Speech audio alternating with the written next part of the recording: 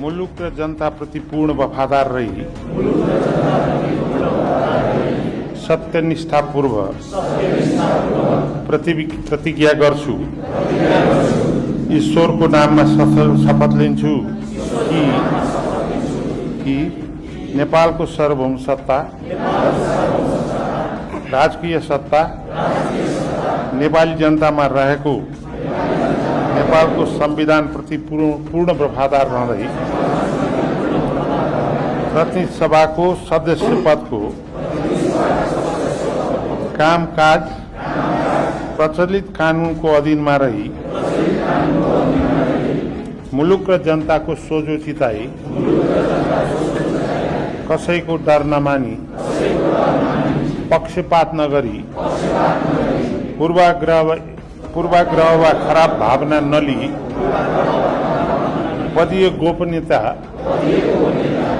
कायम राखी ईमानदारीता साथ काम गर्नेछु। धन्यवाद।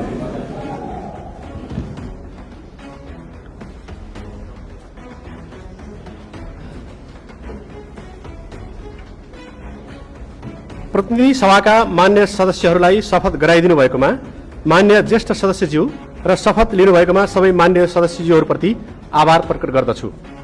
मान्य सदस्यज्यूहरूलाई शपथ पत्रमा आफ्नो नाम, थर र मिति लेखी हस्ताक्षर गरिदिनु हुन अनुरोध गर्दछु। मातृभाषामा शपथ लिनुभएका सदस्यहरूलाई मातृभाषा र नेपाली भाषाका दुवै शपथ पत्रमा आफ्नो नाम र मिति लेखी हस्ताक्षर गरिदिनु हुन अनुरोध गर्दछु।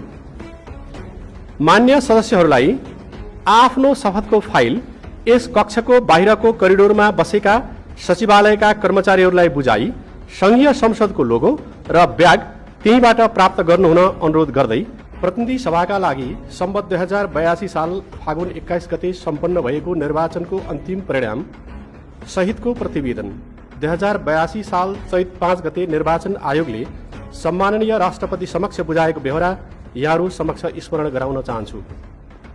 सर्वप्रथम म उक्त निर्वाचनबाट निर्वाचित हुनुभएका सम्पूर्ण मान्य सदस्यहरूलाई हार्दिक बधाई तथा जनअपेक्षा अनुकूल सफल कार्यकालको शुभकामना व्यक्त गर्दछु। जेन्जी आन्दोलनको क्रममा अन्तर्राष्ट्रिय सम्मेलन केन्द्र नयाँ बानेश्वरमा रहेको संघीय संसद भवन क्षतिग्रस्त हुन गई सभा सञ्चालन योग्य नभएको र निर्माणाधीन भवन समेत तयार नभएकोले उक्त भवन संसद सचिवालयलाई हस्तान्तरण हुन नसकेपछि सभा सञ्चालनको प्रबन्ध गर्नमा हामी निकै विलखबन्दमा पर्यौं। विभिन्न निकाय तथा पदाधिकारीहरूसँगको पटक पटकको छलफल